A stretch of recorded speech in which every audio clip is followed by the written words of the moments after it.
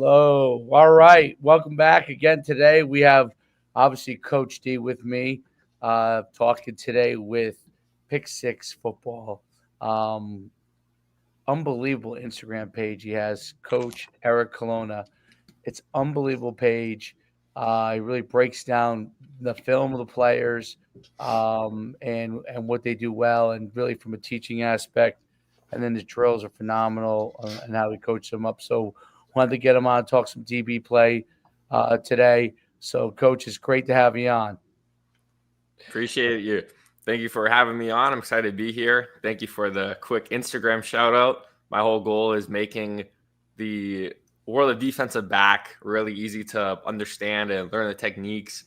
And that's my whole goal with it. So just putting up clips, doing breakdowns, something I've been doing a lot more recently, putting drills up, workouts, just trying to grow the game and just help defensive backs develop.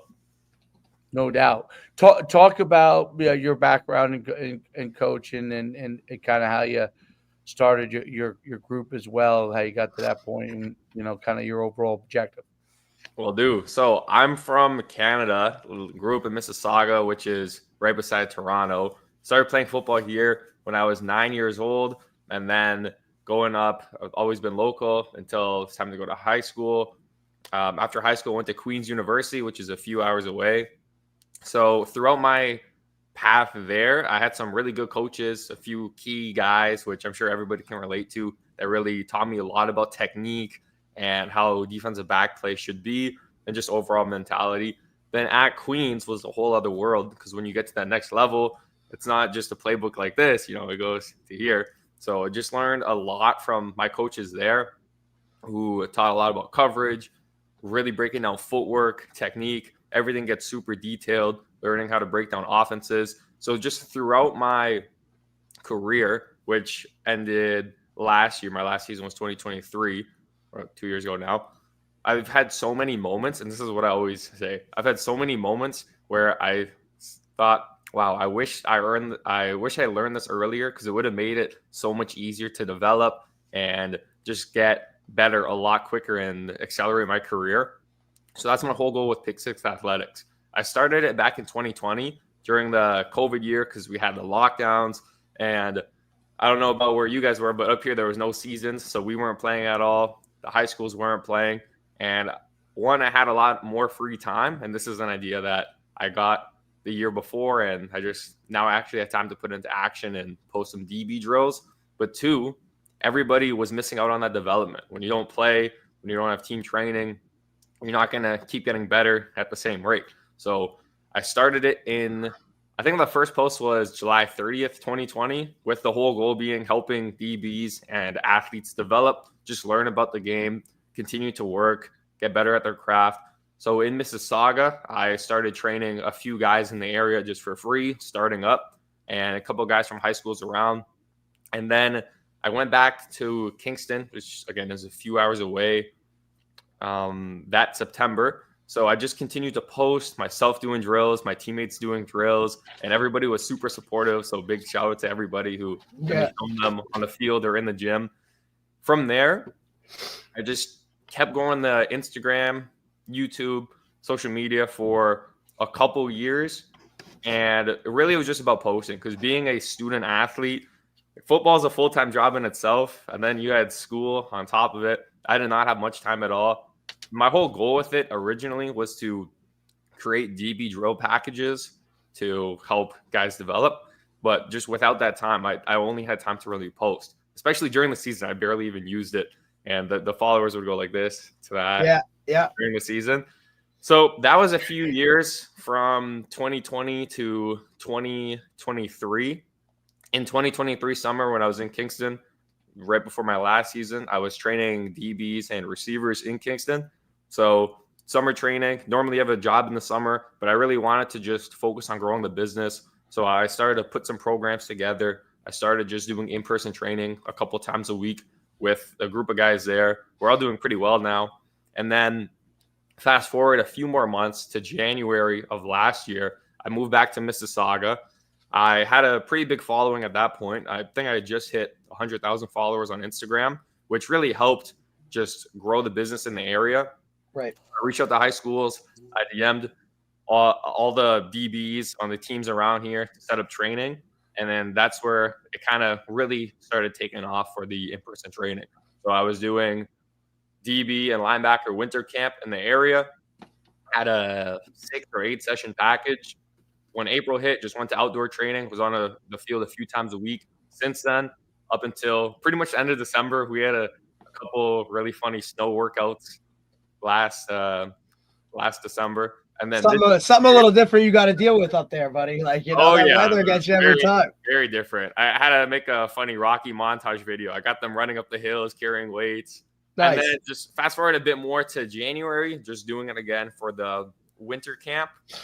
So this year it's double the size. I got 2 sessions. So one group's like 20, the other group's 30 guys. I'll bring out guest coaches, guys I know or I played with who are in the CFL now, where they're coaching at different spots in the area.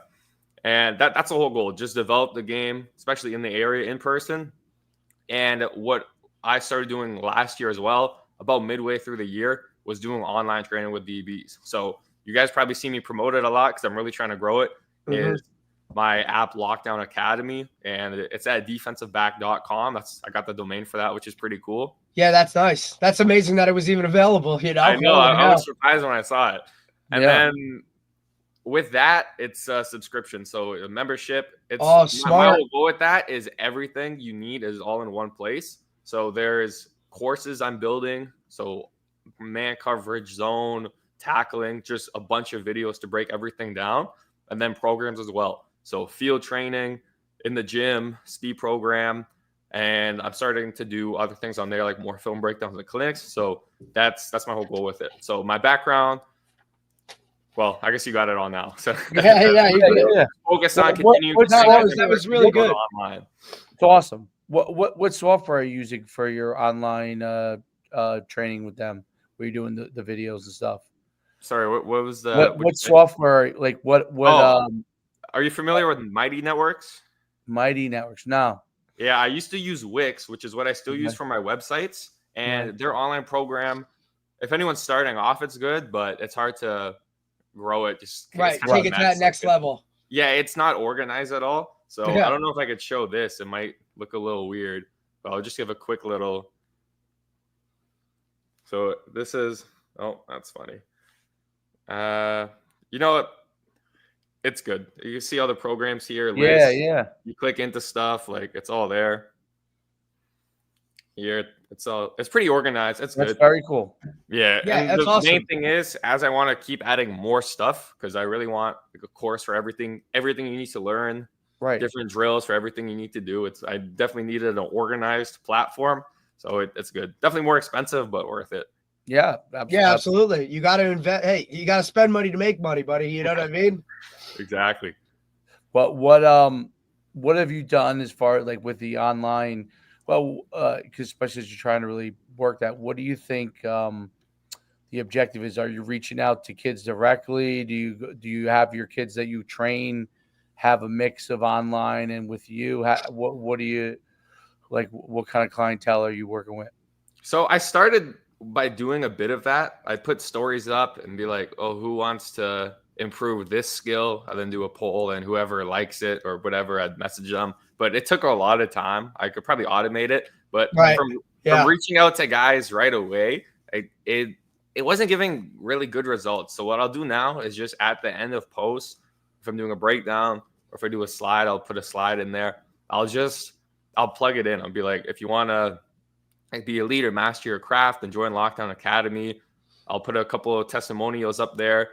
And it's really just mixing it a lot into the posts that I do now. So I'm doing that on Instagram, YouTube, and I haven't started an email list yet, but I have a lot of emails on file, so I'm going to start doing that. Yeah. In terms of the in-person training, my guys don't know this yet, but all the guys in the winter group, I'm going to give them a free month of it. I'm going to just come up to speed. You guys hear that too? No, you're good. Oh, okay. It's making some weird noises, but I guess it's all good. Well, so, yeah, I'll check and see. Yeah, kind of just as an extra reward for signing up, because there's a bunch of techniques I reference, but it's hard to put to explain everything without showing them. So Right. that'll be useful. And then hopefully lots of them will stay on and they get a lot of value out of there. And then what I'm also going to do is whoever's a member, some guys are a couple hours away, so they drop in here and there, and I just give them a free session. So I'm going to do any member can just get one free session a month. So anyone local, why not, right? You get to learn a bunch on there from myself and other coaches I'll bring on, and follow drill programs whenever we're not training, because, you know, everybody's busy with their own football and their own schedule with everything going on. So that's my plan to grow in the area. And then just continuing with the posts. And one thing I noticed is that football is really a growing game worldwide. I never thought I'd have, right now it's at 45 members, and there's a good amount of people in Europe and a couple guys in China, a couple guys in South America. It's awesome all around. So yeah, it's really growing. That's really interesting that people from around the world are actually looking to get developed from that standpoint. It's interesting. Originally, I thought it would just be America and Canada. Right. Yeah, no, you see, like, and that's the other thing too, like, especially here, you know, as we watch like the NFL constantly, you know, expand internationally with games in, you know, other areas, you know, whether it be Mexico City or, you know, Europe and things of that nature. Like, you could really start to take that market and kind of run with it, especially if that's where you're seeing a lot of your clientele come from, you know. And now with the way, you know, social media is, and, you know, anybody can just, you know, watch videos and then go work on their own, right? Like, they don't have to be that in person where you're literally, you know, you could even, you know, hey, film your session, send it to me, and I'll break it down for you, you know? So it's really an interesting model, dude. It's really cool. Yeah, some guys will send me their clips, and I say they all can, but I don't know, some guys don't. Yeah, listen, because they ain't as good as you think they are, buddy. That's why they're coming to you. Yeah. So I'll gladly do reviews and give them feedback. And I always say, even if you learn from the courses and I break down to the technique and everything, like, my whole goal is make it so they could just break down their own stuff. You might be missing something, or just, it always helps to have a different pair of eyes on it, right? Everybody needs a coach. Everybody needs second opinions here and there. So yeah, it's definitely, it's really cool to see the progressions people can make from online training. And just a few years ago, pre-pandemic, you know, none of us may have really thought how big this could be. But now moving forwards, having guys, one guy who just popped in mind, he plays flag football in El Salvador. It's like so random, but slips in, could do some drill work, and could really just get better from anywhere. It's awesome. Well, that's a big expanding marketplace, is really flag football. So because they're going to have the Olympics, so defensive back play, wide receiver play, QB play is going to become more and more important, because they're going to have it in the Olympics. So that, you know, so beyond tackle football, that's really interesting. In Canada, is football growing? Is it continuing? What's the deal there as far as in Canada with football? Yeah, I'd say it's definitely growing. Flag football has really helped that. There's some women teams popping up now also, which is really cool to see. And they tackle you too, so it's not just flag. And when I was leaving high school, it seemed like it was kind of dying off in the area. This was 2017, 2018. Yeah. Because the year after I left, the Division I had like 3 teams in it, when it would normally be, you know, 8 to 10 or whatever. And lots went to Tier 2. A few programs have folded. It had a few years that were definitely off, but it seems like it's doing pretty well now. There's more 7-on-7 teams that are popping up that are going down to the States. Flag football is really taken off. There is, like I was saying, women's football, which is really cool to watch and just see the game grow in that sense. So I think it's definitely growing, and getting a few more guys go into the NFL or youth sport or Division I, like Sidney Brown, for example. He's been blowing up everywhere on Football Canada's Instagram page, being the first Canadian to win a Super Bowl in a while, who's the Eagles' backup safety and plays special teams, if you're not familiar. And yeah, it's definitely growing. So it's good to see that. Seeing a lot more kids. One thing I'd say, growing up in training, it would always just be me and a couple of friends training, and there's a bunch of kids playing soccer on the field. But now I'm starting to see some kids actually play football and do some football training out there, which is really cool to see. Very cool. Yeah, very, very cool. So when you work with players from, you know, the defensive back position, Like, what are some of the things that you're seeing that you're trying to emphasize and fix with players?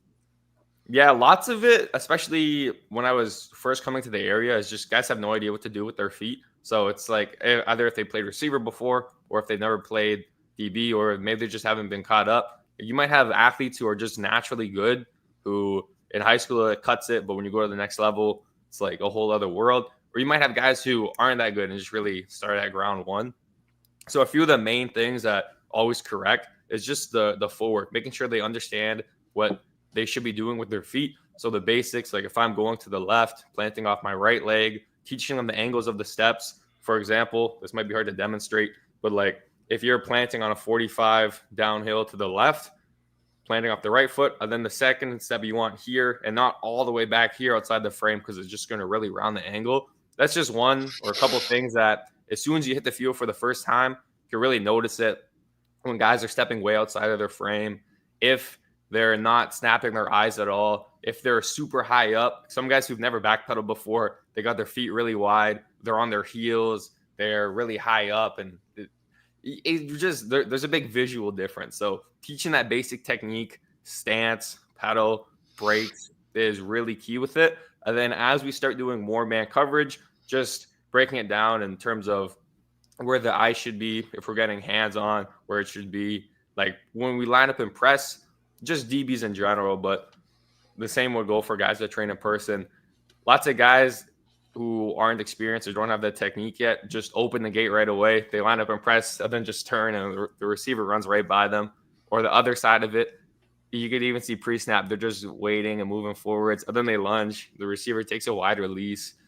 Off man, couple mistakes would be just being way too fast out of there. So I was just talking to a couple of my guys last night who did their first competitive session in a while and just giving up all the short routes, right? So I like to break everything down in terms of whether it's footwork, pedaling, giving a few keys for each one, making sure guys know what they have to work on. If it's press man, making sure that we're mirroring him as we get our hands on.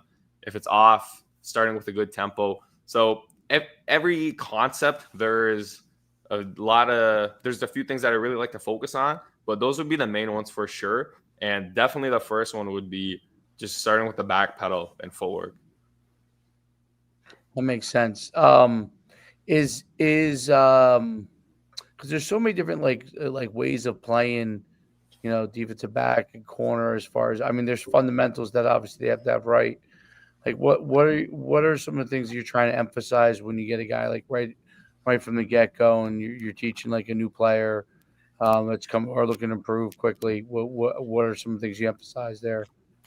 I'd probably just say the same thing. The biggest emphasis would be when we start training would be the stance, the pedal, footwork, teaching them the basics of man coverage, like understanding how the feet should move, how we shouldn't just be reaching for receivers with our arms. One thing I like to do a lot is work on open field tackling work. And that was out of every skill, tackling was like the one thing when I was young, it kind of just clicked. And in that, I just started watching a lot more film on it, like, studying the game and just really wanted to understand why some things for me felt good, why some things felt bad. So one thing is when I started training guys in person, I just started learning a lot more because if I naturally do something good, maybe I wouldn't break it down to the same extent or learn all about it compared to if somebody does something not as good or if, they ask a question and I really have to pause and think about it and then come back with a few good answers and just expand my knowledge through it. So tackling is one thing where I get pretty detailed on open field tackling and how to use your feet to get in the right position and leverage and closing the distance and all that. So a few of the main things that we do very consistently would be just some of the basics to start, like slow pedal, doing slow brakes, making sure that we're not forcing ourselves to go super fast, because if you go really fast and you don't have control, you're just going to be doing it wrong, right? It's a lot better to just go slow, work through the brakes, make sure we got good footwork, make sure we could shuffle nice and smooth, work on the crossover run, high point the ball, just all the basics I spend a lot of time on. And then as we go, just add on layers from there. So start basic man coverage. I like to do drills where you might know the routes, or it's like he's either going to go in or out or maybe vertical. So you can really just focus on a couple key things, really improve those. And then when you get back to competition, then it's a lot more natural there. I was even talking last session to, after my sessions, I'll do breakdowns. So I'll have somebody come and film them, and then I'll do extra corrections and send them a video out. He's like, oh yeah, last session review video was really good. I was pedaling with my arms out here. And then since I broke it down, they're in here and nice and smooth. He's like, I just had to think about it. I said, exactly. That's it. You just have to think about it, make it a habit. In a few sessions, then it's just going to be natural. And then you can keep moving from there. So that's one thing that we did at Queen's University, where I was playing in the post-secondary, is every practice we pick a 1%. So something you really want to work on, whether it's with your feet, making reads, what you're going to do in certain plays, and just always having a focus really helps to build those habits from there. So yeah, those would be a few of the things that we hit really often: stance, pedal, basics, man work, tackling, and just being really consistent with them. No, there's no doubt about it. Consistency is the key. Being able to get work is the key. Is from a Canadian standpoint, how the game is different with respect to the receivers are moving, right? And DBs have to play those guys, which has to be really, really difficult. How do you kind of teach to help from that standpoint? Because they're moving forward too, right? They're not just moving laterally in motion; they're moving forward. Talk about that. Yeah, so when you go and maybe guys are in the NFL and they come play in Canada, or if you just at some levels here, it's nobody really motions. And then when you go up to the next level, it's moving everywhere. So it's a big learning jump for sure. And I even remember my first few reps, just when the receivers are actually sprinting on the slot, running at you. It's definitely a lot more difficult at the start. You have to make sure that you're giving enough ground where if he just sprints forward the whole time, you're able to open up and transition right if you're playing off.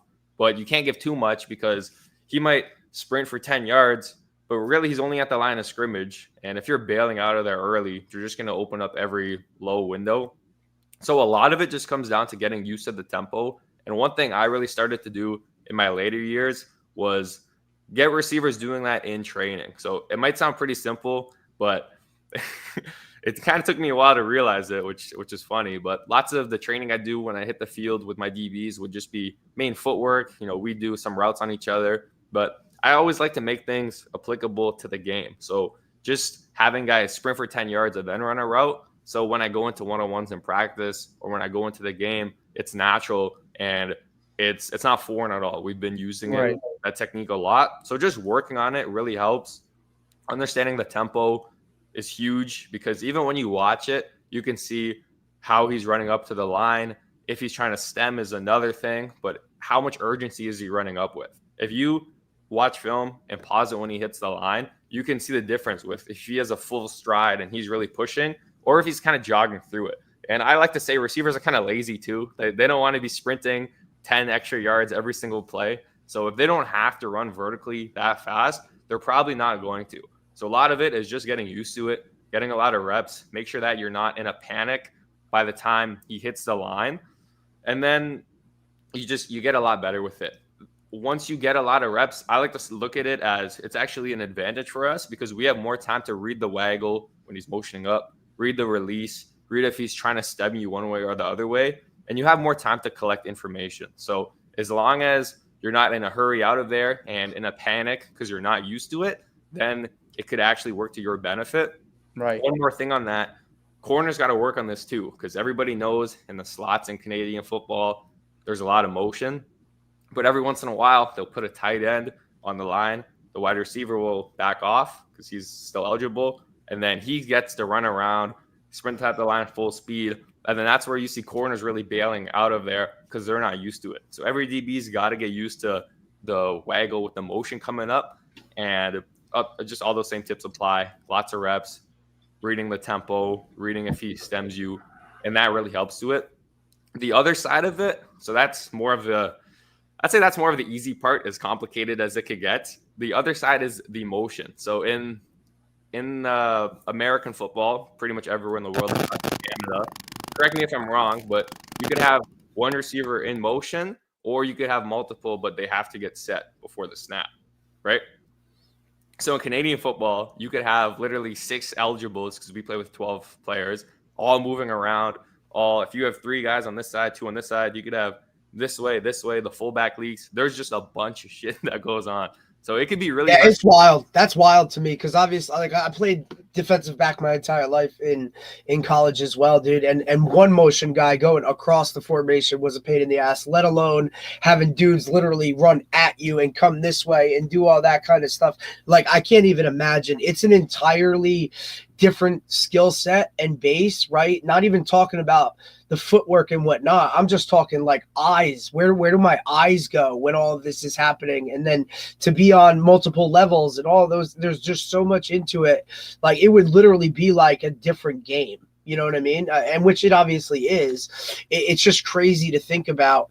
You know, Dave and I were literally discussing this the other day about how, you know, there's some guys that we see that it's like, hey, they might not be NFL guys, but they would be hell of Canadian players because of just their certain skill sets, right? Mm-hmm. And but I believe there's a rule, right, in the CFL where you can only have a certain number of Americans on a team, correct?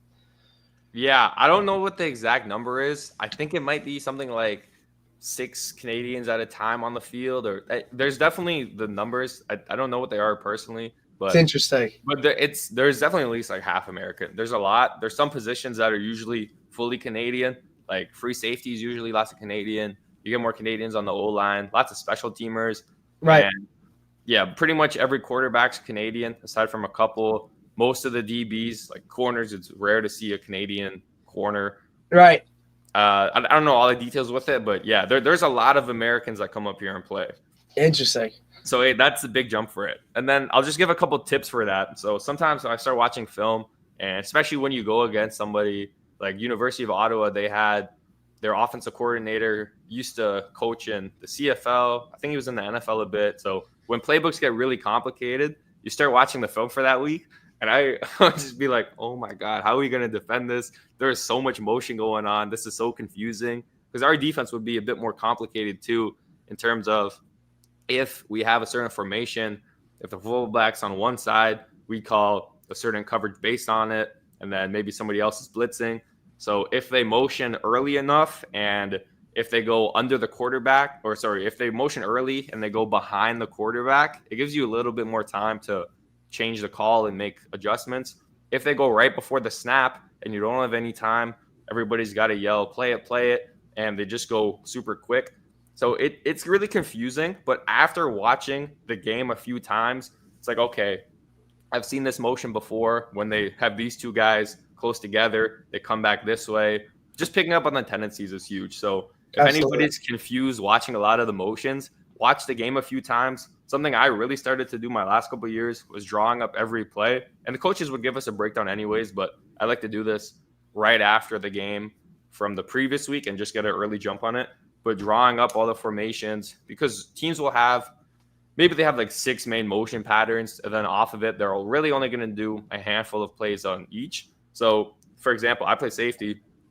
If we get motion a certain way, more receivers on the strong side, I'm going to spin down to the strong side. And then from there, I know, okay, my receiver is either going to be doing his out, or if he's going to be doing a corner, just an example. But when you watch it a lot of times, when you draw it up, then it's really going to help you understand everything that comes off of it. Because it's not like you're playing against a Madden playbook where he has unlimited amount of options. Like absolutely, receivers, offense, like they have to remember everything. So as long as you break everything down and spend lots of time, it becomes a lot more simple in terms of the motion. Yeah, I mean, it's an incredible thing, the whole motion aspect of it.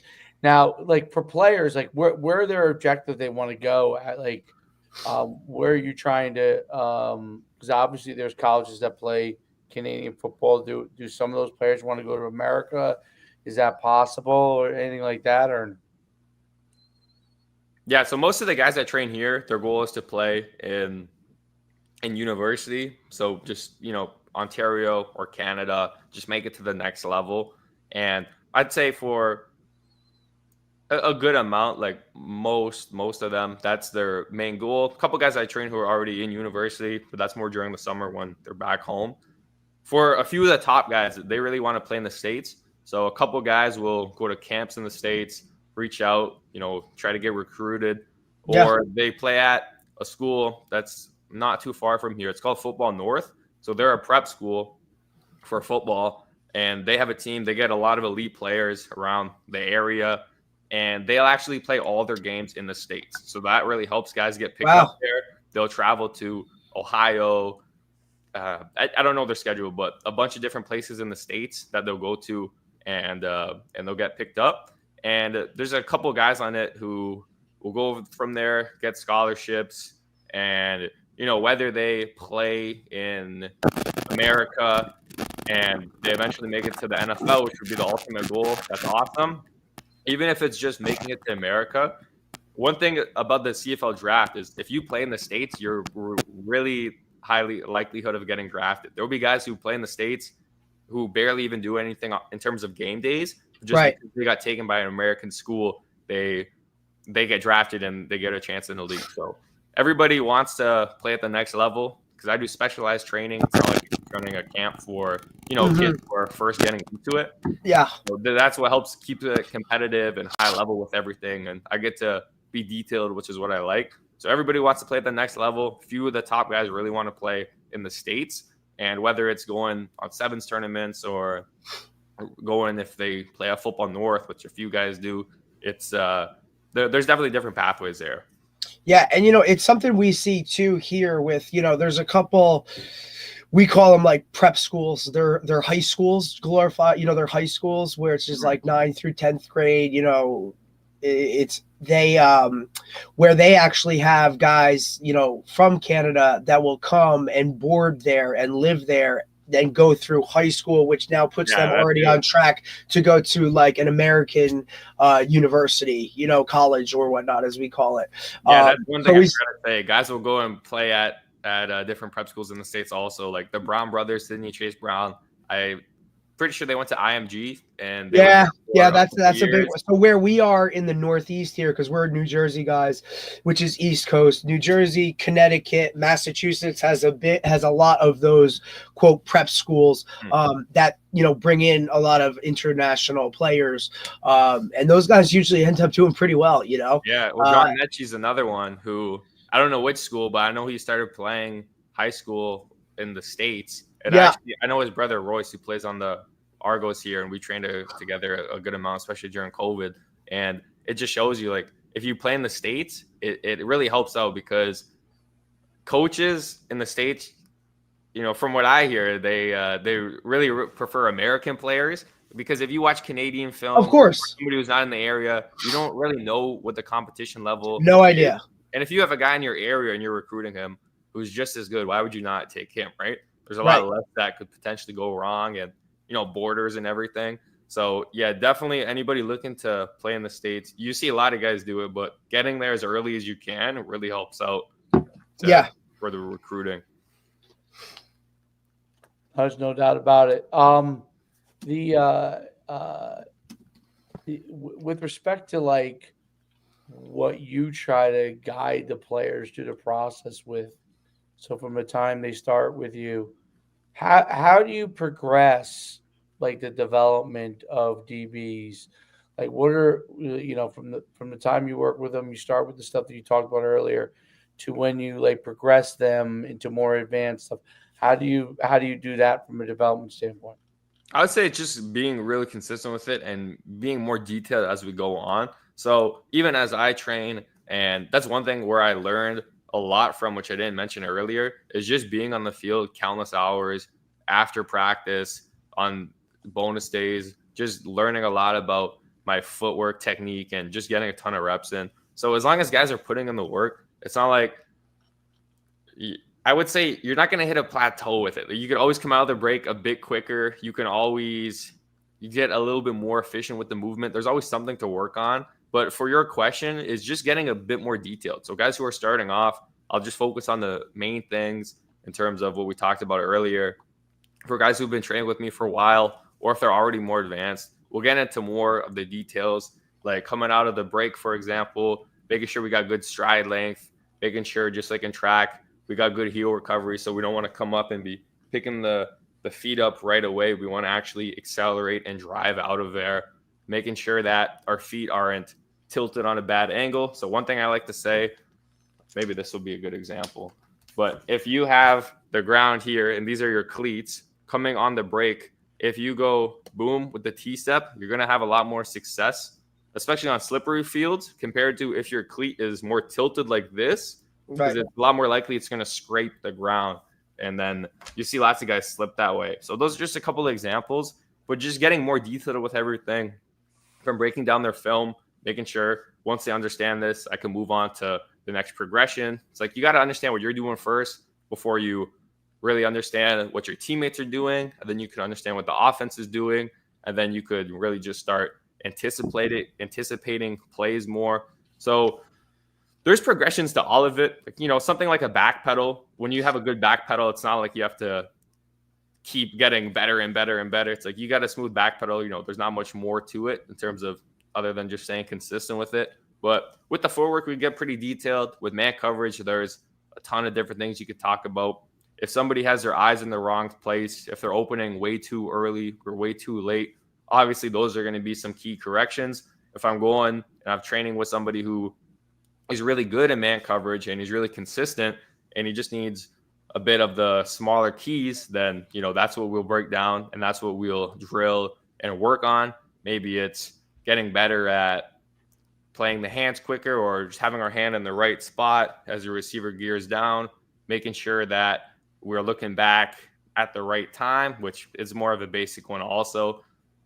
There's a ton of different things that could progress to, but it's really just getting more detailed and continuing to teach them things as well. Because I don't want to just say, here's what you got to do and not explain why.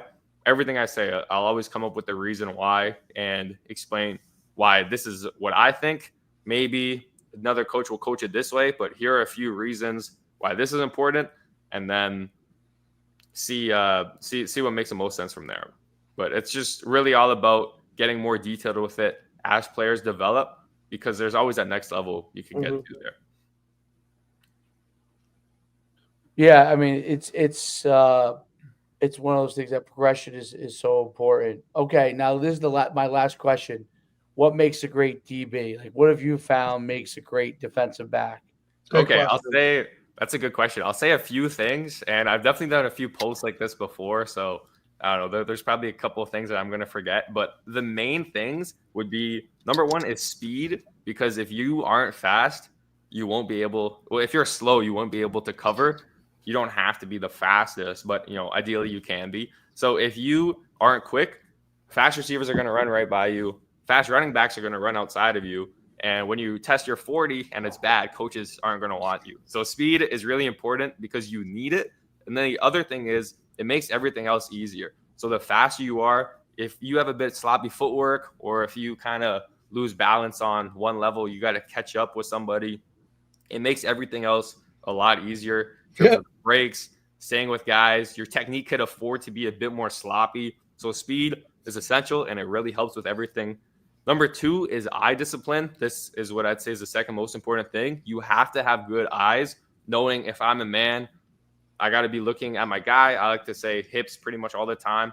And then knowing when to look back at the quarterback. If I'm in zone, knowing how to make my reads. Not just lots of young guys will do this, but just stare at the quarterback the whole time. And receivers will run right by them, or they'll drive up on their short route and they'll throw a post in behind them. So knowing where your eye should be every single play is very important.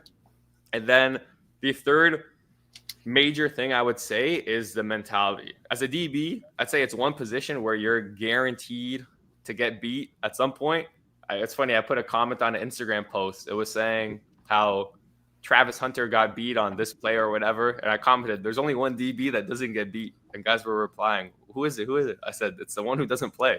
Because if you're on the field long enough. Nice. That's a great line. Yeah, if you're on the field long enough. Well, actually, my university DB coach, Coach Ben Dandria, he didn't say that specifically, but he was saying if the only reason you haven't got beat is if you haven't been playing. If you've been on the field long enough, you're going to get beat.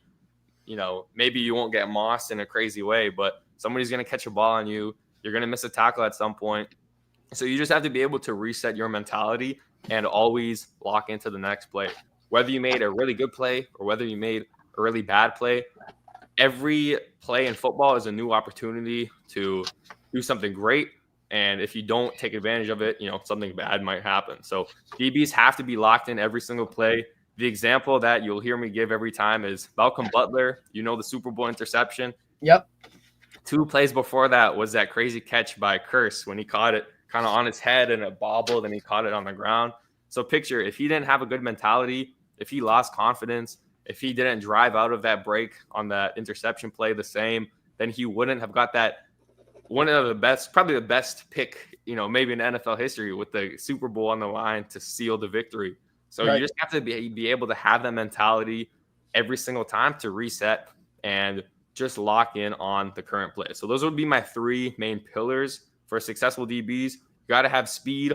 Linear speed is very important, but also quickness with all the breaks and everything. That's why footwork is so important. You got to have eye discipline. Otherwise, you could be the best athlete. You can be in good positions, but if you're looking in the wrong spot, you're not going to see the play. When you have good eye discipline, the game really slows down, right? You know which keys to make. For the motion examples we were talking about before, if I know who to watch in the motion, I understand it. I know what my adjustments are going to be. So you need the speed. You need the eye discipline. It's going to really help you get in good position, slow the game down.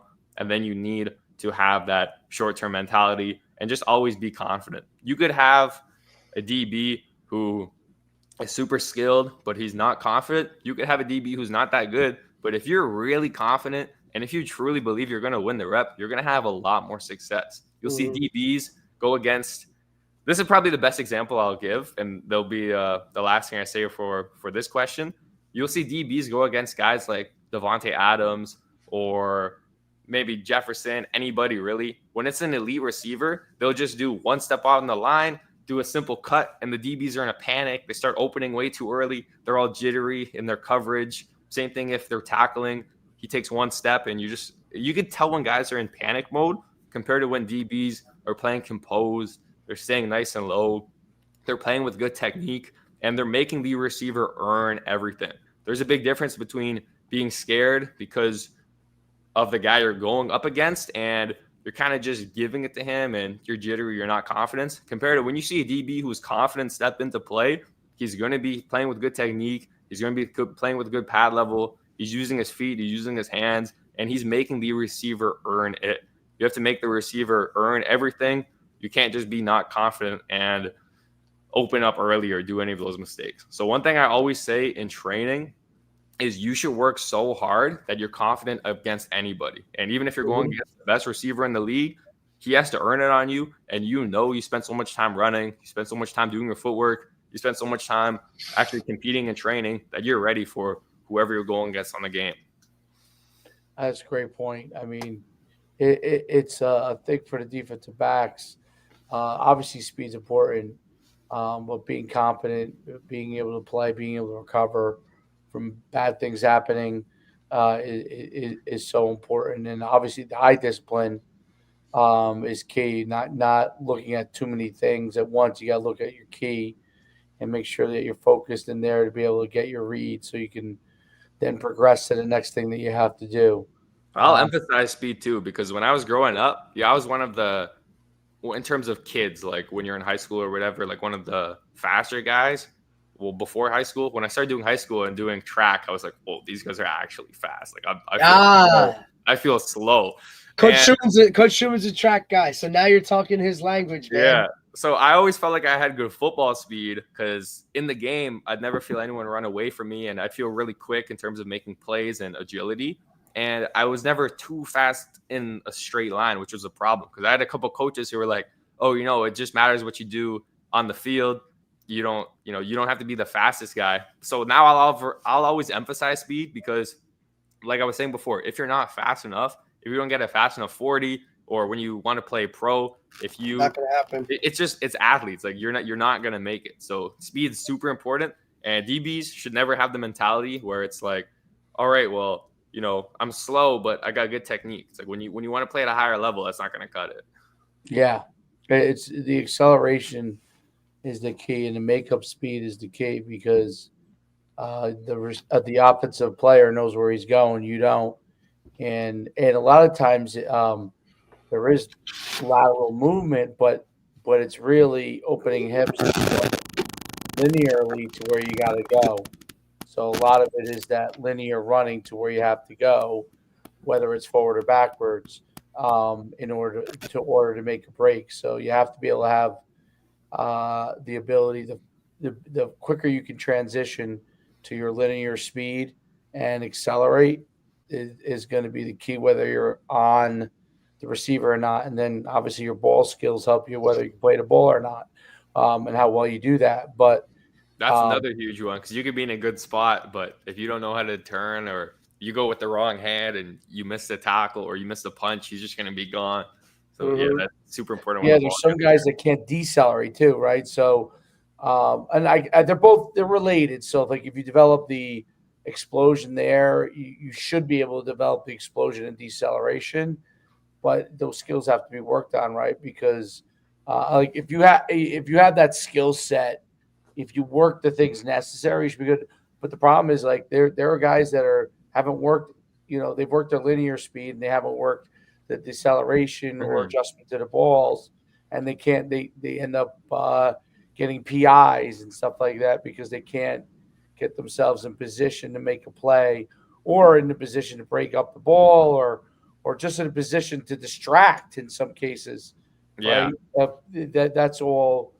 That's where that movement and that agility is so important, being like a cat. So yeah, I fully agree. That's one thing I'll tell my guys too is you have to move like a receiver to cover them.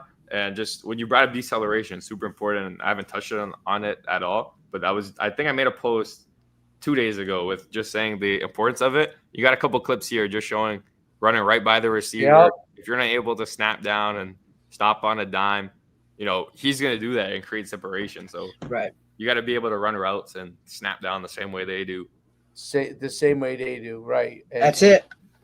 And usually, and you have to be even quicker at it, right? Because they know.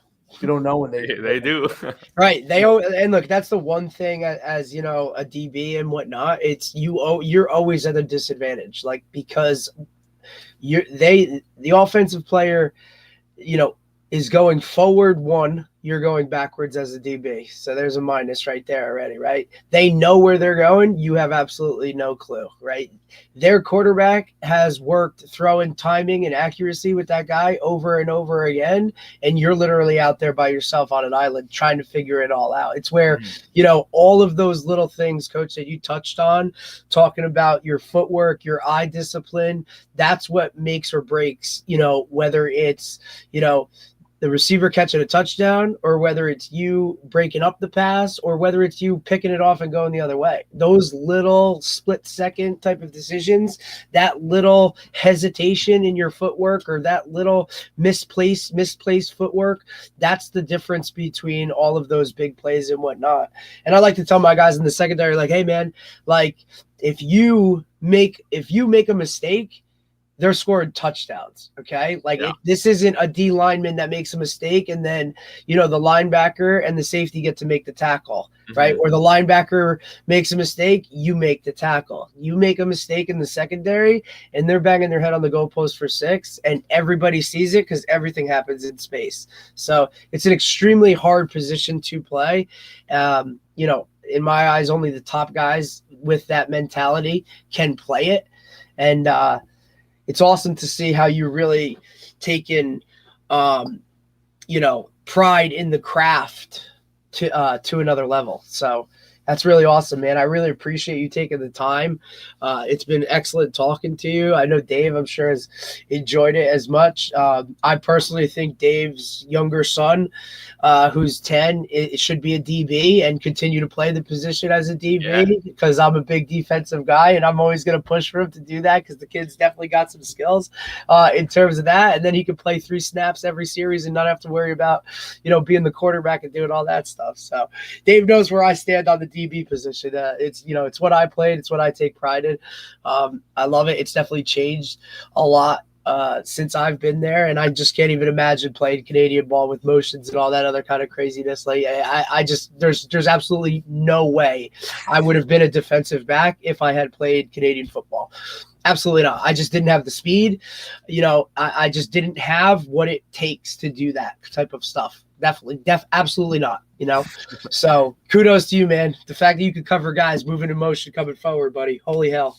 I appreciate you. And yeah, the tips I gave before help, but if you start playing here, I get it. Yeah, I'm sure if I had done it, my whole life or whatever. I mean, but in retrospect, I feel like if you come over the border and play American football, you'll be like, man, this is easy as hell. Like, holy shit. When receivers aren't in motion, it's like, oh, it's so easy. But then you're like, oh shit. And the field is smaller, buddy. Like the field is smaller. Yeah, you ain't got to worry about so much space, dude. The field's smaller, there's no motion, but then the level of play is elevated, right? Because guys are more athletic in general. Bigger, faster, stronger, right? So I mean, I don't have to worry about a goalpost in the front of the goal line. Like, I don't have to worry about that, dude. Like, especially as safety, because I'd be in the free spot. It's like receivers will run right there. So sometimes they use it as a pick, right? Like they could use it, right? Yeah, it's like another defender. Good man. I give you a lot of credit because I mean, one of our guys that we've had on, our mentor, one of my mentors, Manny Matsakis, was, the offensive coordinator. I believe it was either Edmonton or Winnipeg in the CFL a couple of years ago. And he was in the States before he went up there, was a big motion guy, right? Lateral wise. So when he got up there and now had this like whole new set of like, wow, I could do this with motion. Do anything. I mean, it was like, it was like Pandora's box for him. It was like, he was doing stuff that was just absolutely wild. So you could see some of it, and it's definitely a schematic type thing, as well, which is really cool because you're not only talking about coaching up the physical part of it and all of the skills that go along with it, but the mental side, which, for me, when I, as a player personally, was what took me to allow me to play at that level was because I needed to embrace all of those things, film study, knowing what they were doing before they were doing it, all of those types of things to kind of fill in the gaps where I wasn't as strong, fast, or size-wise, right? I mean, it was different. I had to use that stuff. So it's really awesome to see that you're kind of embracing that, especially with the young guys and teaching them those things, because there's a lot of young players that literally just think, hey, we go out here and I stare at the quarterback, and when that guy does this, I go run and go whatever. There's so much more detail to it as you get to those higher levels, and the higher you want to go, the more attention to that detail you need to pay. So it's awesome. And that's the biggest jump. In high school, you might be the man. There might be 2 or 3 guys on the team who are super athletic and you're way better than everybody. But when you go to the next level, everybody's like that. And there's everybody's good. The same thing. They're just way better than everybody there. So physical, everybody's way better. If you're already fast or really strong, whatever. It helps, but it's not the end all be all, man. No, but the biggest jump is mental, because when you see the offenses, what they do, when you see the defenses, your defense might have a few plays on it. I know some guys will get more complicated. Like there's some high school DB coaches on YouTube I'll watch you teach them like full systems. But I'd say for most guys, you're only really going to do a couple coverages. Nothing's going to be too complicated from the offense. When you jump to that next level, it is a whole other world. So my whole goal, because I was always a really hard worker and at the field getting extra lifts and all that, but it could only take you so far if you don't have the right tools, right? So my whole goal is whoever wants to work hard, study, and really just give all they can, then I want to make it as easy as possible for them, right? Having the courses set up so they can learn all about defense, all about offense, having the right workouts to do to save a lot of time, to not have to figure anything out really, and just know what to do and just develop a lot from there. But what you're saying, 100% true. That mental jump is crazy. I remember in first year training camp, just being like, yeah, you're like, wow, what am I doing? Yeah. And looking back, I'm like, the coverages are simple, it's easy. But until you learn it over and over again, it's so confusing. So the mental jump, the earlier you could develop your football IQ is the better. Yeah. And even like for Coach Schuman, like I always give him a lot of credit because he went to University of Connecticut, UConn. So that's the highest level of college football that you can play in the States and whatnot. And he actually started on the offensive side of the ball and then made a transition from like fullback to like a linebacker position, right? So now you're talking a position change. And it's just for him to grasp that and then ultimately like start at some point in his career on both sides of the ball, right? Like without his, ability to kind of understand those types of things, right? Because, everybody knew he was big, strong, fast, and could run and do all those kinds of things. But for him to now understand like an entirely different mindset of play within that aspect of it, like that's really what separates some guys. Yeah, that's very impressive. And you look at Travis Hunter, who plays both ways. Oh, yeah, that's a whole different level. I have no idea how he does it. Yeah, like high school, I did it. Everybody, all the better. A lot of guys do it. Yeah, right. Like most of us, right? It's normal, especially here when it's, Canadian football. But mentally, I don't know how. Right, on that level. Defense, doing film study that week, like you got to watch everybody. Maybe he just gets away with it being a crazy athlete. He might be great. He might be. Might be just like a freak of nature. Like you said, speed makes up for a lot of those deficiencies. Yeah. Eric, last question. How old are you, buddy? I'm 24, so my birthday's in June. Dave, isn't that a great feeling to see a 24-year-old like kind of fucking get it? Like, dude, you're on a great path, dude. You're on a great path. It's awesome, man. Yeah, so guys, thank you, by the way. The guys normally think I'm older, especially when I started this in 2020, literally third year in university, posting tips and everything. I wasn't as detailed before. I knew stuff, but like, what did you study at university? What's your degree? Like, what's your degree? I did business. So commerce at Queens, it's a pretty good program. Most people go and do investment banking or Dave's got that side covered too now, dude. So and honestly, I wanted to get in sales. I had a couple of sales jobs, and I just like talking to people. And it's one of those things where athletes could relate because if you work really hard, you could get rewarded for it. You make lots of calls. Yeah, absolutely. Developing your skills, you'll get the compensation for it.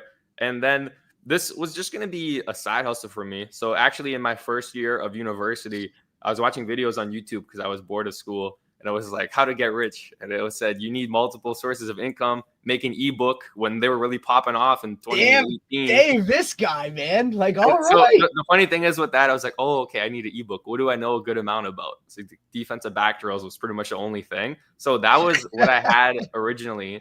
And then fast forward a year and a half, I actually had time to put that to action with the pandemic and having no season. So I started posting stuff. My whole goal was just maybe a DB drill program and that's it. And then completely do like a whole career on the side. But over time, seeing the following growing and seeing football grow around the world, like we were talking about earlier, I'm like, whoa, this could be a good opportunity to really, there's nothing out there where other coaches will have similar things with terms of memberships and training, but maybe it's not as detailed. Or one thing I really like doing is different drill programs for different skills and getting super detailed with the craft. And you could do drills faster, slower, different amount of steps in the pedal, different tempos coming out of it, focusing on different, like I got super detailed to really try to master all the movements. And just putting it all together, I realized that there's not something out there where it's everything all in one place for DBs at the level that I'm building it to be. So I say it kind of chose me, I went to university for business, but over the past couple of years, I'm like, okay, this is really the mission. I like to say if I had unlimited money, I'd be doing the same thing because I really feel a mission in getting all this information and drills and training on the platform, just to make it accessible for anybody who wants to hop on, stay consistent, and develop their game. There's no doubt that's the key. Stay with it, dude. That's great. The ebook. I love that, That's where it all started. I started when I started doing originally started doing speed training. When I left business, I think I was 27. I wrote a book on speed development, sold it online, and it wasn't really being done that much. This was like 2002, I think. Yeah. And this guy was a puppy. What was it called? Originally it was called 30 Days to Explosive Speed. And then it's still out there. And then I put another one that was 60 days and then 14 days. So, but I think that was the original one, was 30 days to explosive speed. Sold a bunch of copies of that. There we go. Yep. And when I was a kid, I bought a few of those programs. Like one I had was called Run Faster, and it was just some isometric band drills from, I don't remember the guy's name. I did P90X. Nice. Dave's lived a lot of lives so far. Yeah. You know what I'm saying? Like he's dabbled and been ultimately successful in a lot of different fields. Still owns one of the largest camp-based programs. He was like the original guy that would go around the states, camps to camps. I mean, he was running like 250 camps a year nationally in terms of whatever. He's had some Heisman Trophy winners, whether it be, Johnny Manziel or Kyler Murray, come through Marcus Mariota, come through his camps, just to name drop a few. Yeah, he's lived a lot of lives, man. So listen, and he's done it on both sides, whether it be high school coaching, which he's, won as a high school head coach and done things like that, turning around programs and all those kind of things. But, I think he'll be the first to tell you that you always want to continue to grow and keep perfecting your craft and whatnot. And, when you get in a really good position, take some risks and do some things. And if it works, it's great. And if not, like, okay, you just kind of rebound, own it, and then just flip the switch and do something else, because there's always going to be a market for a hard worker. But I think you're on the right track, man. I really appreciate you taking the time to talk to us. If we can ever do anything for you, let us know. Maybe we'll get back on in a couple months or whatnot and see how much bigger, this thing has grown. But you're on a really good path, man. It's a lot of subscribers and whatnot. I think Dave will be the first one to tell you the subscription model is an excellent way to go in terms of clientele. You're getting that to work. Yeah, that's a phenomenal way to go. I mean, that's the key.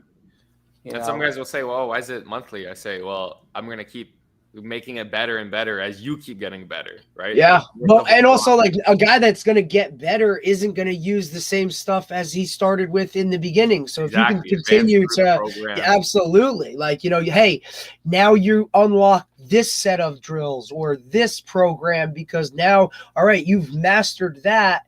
Let's continue to grow and whatnot. And hey, I'm not going to overcharge you for a higher level of whatever. You're still paying this same type of price and whatnot. Because at the end of the day, it's all going to come down to price.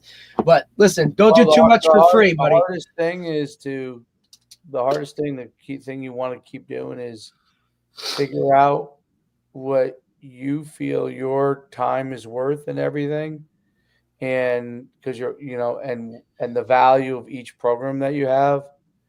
And obviously over time you may have to adjust things here and there, but know that, okay, if you're providing this is what you think the value is of it, right? Because what people are going to do invariably, and they will all do this, is they're going to try to get you to move on this and create this new program. And I've made this mistake in the past. So that's why I'm telling you this, where I created these programs. Going back to the speed stuff, I always did I think I did a really good job with when I developed the combine business, which became a fluid business. The mistake I made, I ran showcases for freshmen and sophomores only.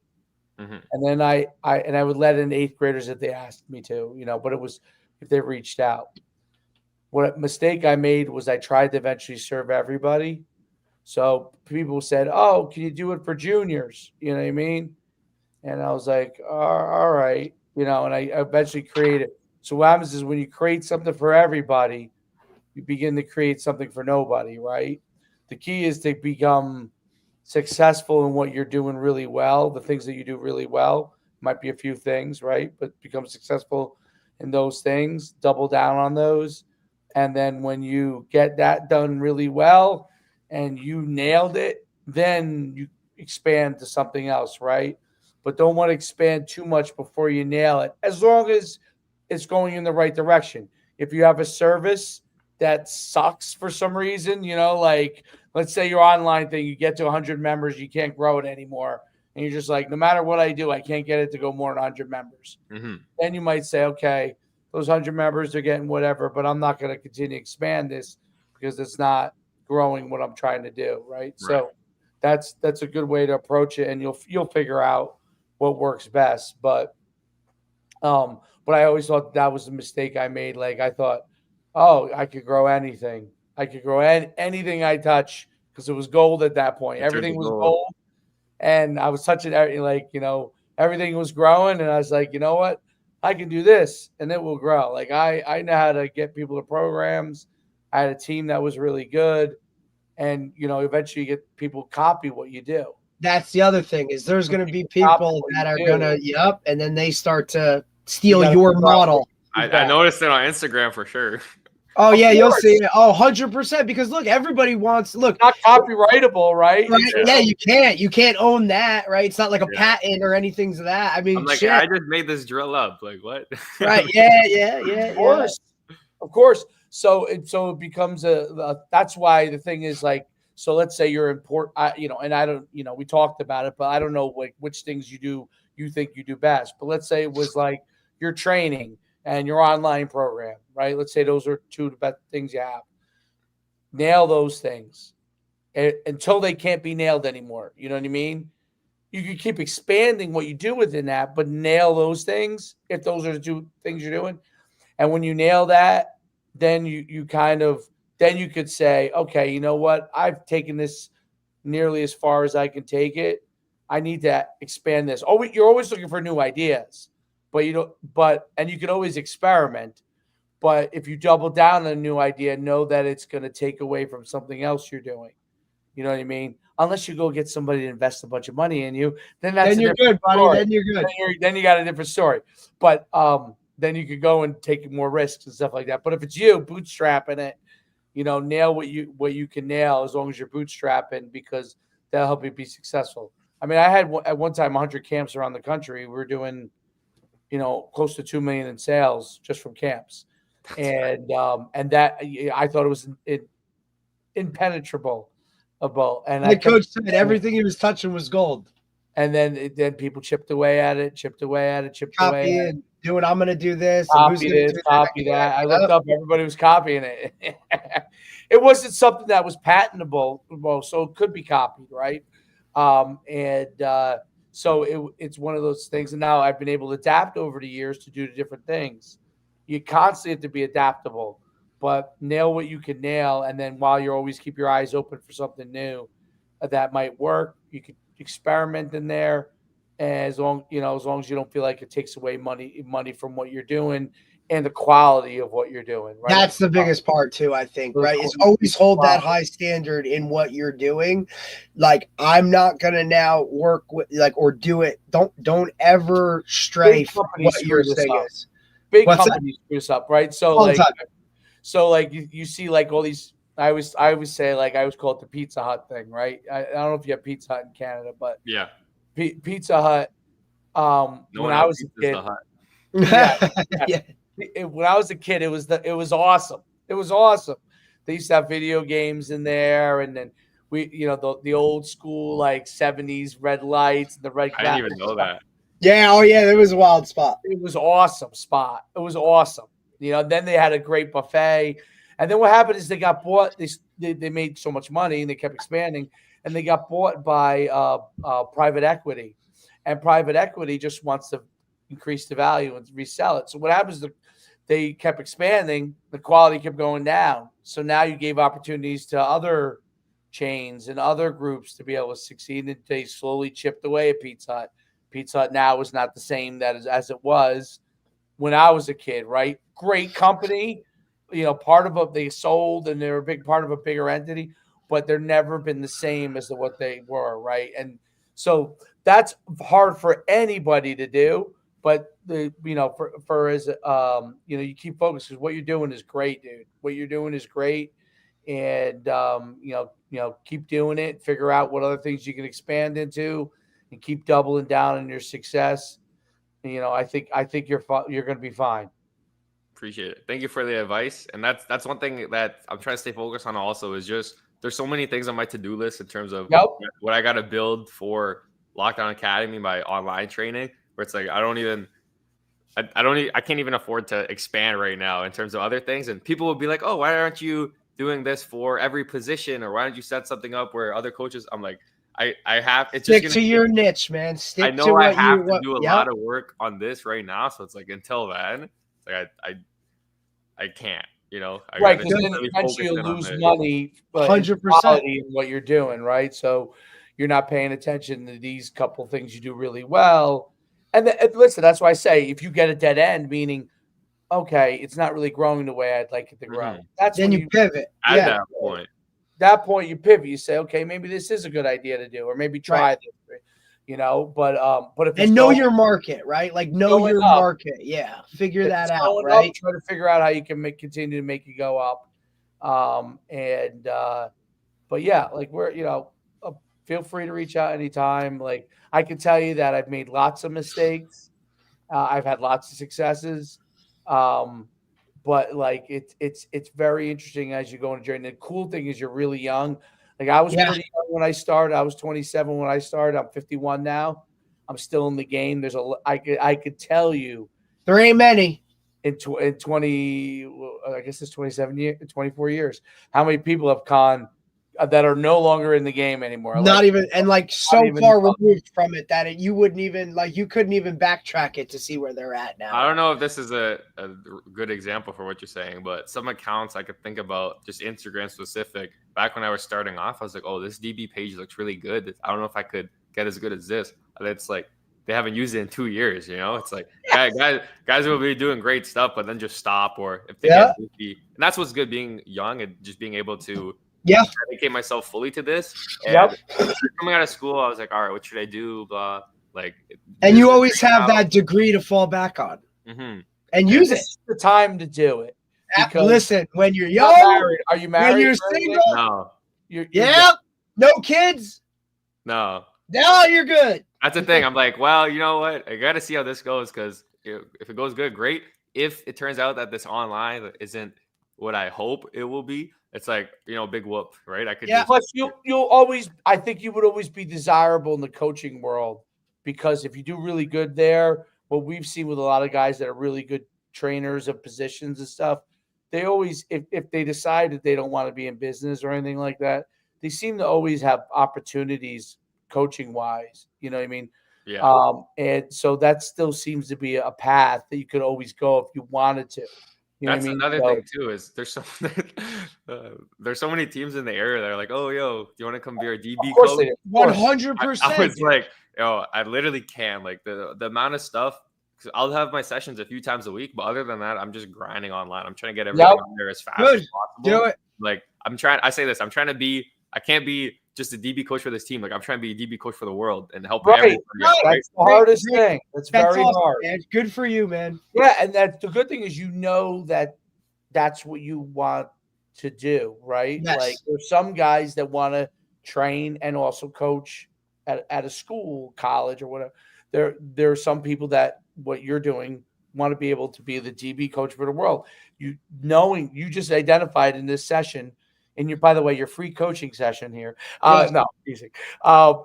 You identified what your focus is. And by identifying that focus, you know where you want to be, right?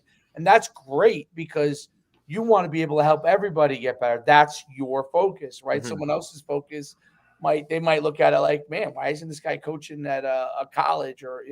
But you have your focus. Now, one day your focus may change. Right. But you have your focus as to what it is you want to do. That's the cool thing about being young and not being tied down. You could go and attack it. So like kudos to you. Like get after it. Yeah. Keep doing what you're doing online. Keep doing what you're doing in person. And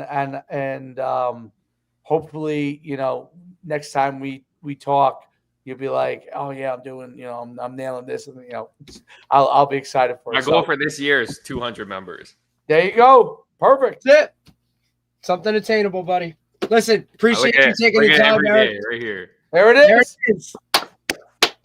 Congratulations, Coach. It's great talking with you. Thanks, buddy. Really appreciate it, man. Glad we connected. What's the Instagram again? It's go ahead. Plug your stuff. Pix Six Athletics. So Pix Six Athletics. If you type in Pix Six, it should pop up. Yep. This is the logo. It's blue. Nice. Perfect. And then for all the training is at defensiveback.com.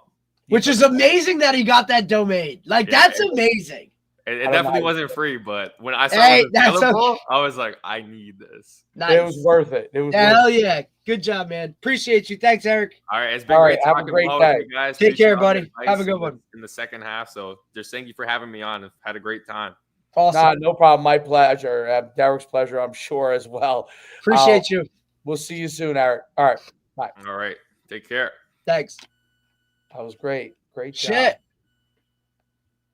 24-year-old, man. It's awesome. That's I like to see that. He's in the right direction, man. He's in the right direction. Good for him. It's like it's really, really his Instagram is excellent. For like I look, I keep referencing his age, but like wow. When he thought about guys that no longer remember, there was a few years. It was definitely at least a few years ago. It's probably more than a few years ago. There was a guy who was like a receiver coach, and he used to have a great Instagram. And then he got up. I think he got upset that everybody was copying him. He's from Jersey. He was really good. Who the hell was it? Listen, and obviously part is that person disappeared, I think. But I mean, like, look, you and look, like I said, that's why you referenced it, right? Like, obviously, it's a copycat thing, and there's no way to there's no way that's not going to happen, right? Because when people see success, they just want to go and follow the whole thing. I wonder if you could patent if you had a specific DB system and you had it written out. Right, but isn't even the systems you're all taking from other systems? You know what I mean? Like nothing is. I think the end zone system. I'm sure you could do something of that nature with the name but look, I could still take maybe the name you could do something. But I could still take those concepts, put them in this, and call it something different, right? Or whatever. You know what I mean? Like I don't know. It's just really cool to see. And look, in talking to him in that, he's got every little thing. Like he knows where he wants to go, what he wants to do with it. Like his visions are really specific to it. And he's kind of taking advantage of, it all started because of COVID, right? And he was bored and whatever. And he knew he kind of wanted to do something with it, but he had the time to then just, take it and run with it and all that kind of stuff. He knows what he's good at, I guess, is he knows who he is as a person too, which is, not many 24-year-olds have any clue about who the hell they are. Sharp guy. He's good. A smart kid, man. It's really cool. And like you said, he does a lot of really good things. Yeah, no. The videos he does, the cut-ups he does is really is really. It looks like it's time consuming. And I'm sure it is, but he can eventually it's hey, find someone to do that for you, bud. Or I mean that's part of that probably ends up going into the training modules, which I think is smart. Even though people are I could get it for free. Well, yeah, it's fine. So can everybody. We could build his Instagram. You could get it for free. Right. Same with us. We could all build a house if we wanted to on our own now off of videos, but who the hell wants to do it? You know what I mean? What are we talking about? So right, people always say that about stuff when you put on. Well, yeah, of course he could all these things if you go on his Instagram are free individually. Right. But if you want it all in one place as a module, right? You where it's organized and you don't have to figure out the. When he knew, when you asked him what software and he was able to drill the software right away, it's he's this is all him. He's doing it all. I know you wrote it down. What was the name of it? The software, I didn't write down the software that he was using. But just the fact that he had already transitioned from a previous one, knowing hey, as I grew, this wasn't the right setup. And it didn't do what I needed it to do. So I moved to this. You know what I mean? Yep. No, really good stuff. So, all right. That's cool. No, we're off tomorrow, right? Yeah. We got to get ready for a big weekend, buddy. Big weekend. Big weekend. All right. And I feel like the old days. I'm tired already. All right. It's funny because when I'm trying, it's so hard to think back to when you were that younger, but I'm trying to think back. I just think I walked around tired all the time. I'd like to say that I had that much more energy, but it's not that I had any more. I just my mind was I just was willing to be tired. I remember that. I was just willing to be tired, which is so interesting. Now, yeah, I kind of enjoy my sleep a little bit. But anyway, As much as we can get, right? yeah, exactly. Because I used to stop. I would stay up till like 3 a.m. And then wake up at 5 and be fine. Not. I was tired. I mean, it was like, but I could do it.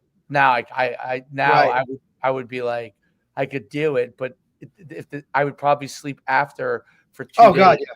For 2 days. All right, till Monday. Yeah, Monday we have Coach Napoleon Sykes from Lawrenceville Prep. Perfect.